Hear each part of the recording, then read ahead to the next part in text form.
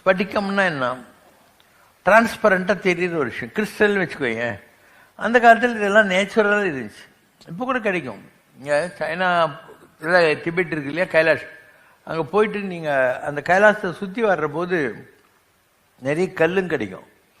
அதில் வில்லம்பு, கடவுளுடைய பாதம் மாதிரி லிங்கம், இப்படி பல வாட்டர் மார்க்ஸ்ன்னு சொல்லுவாங்க. அந்த கல் மேலே அடிச்சு யாரோ மகான்கள் செய்த தவத்தினுடைய எண்ணங்களுடைய பிரதிபலிப்பாக அந்த கல் மேலெல்லாம் வரும். அந்த மாதிரி இப்படி சால கிராமங்கள்னு கண்டகி நதியில் நேபாளில் இருக்குது. அந்த மாதிரி இந்த ஸ்படிகம் கூட நேச்சுரலாக கிடைக்கிறது. இப்போ நீங்கள் போட்டுக்கிறீங்க இல்லையா, அதெல்லாம் இந்த மாதிரி கிடைக்கிற கல்லில் ஆச்சாரியக்கிட்ட கொடுத்துட்டு கழுத்தில் போட்டுக்கிறீங்க இல்லையா, ஸ்படிக மாலைன்றதெல்லாம் அதில் பாதி ஆர்டிஃபிஷியலாக தான் இருக்கும்.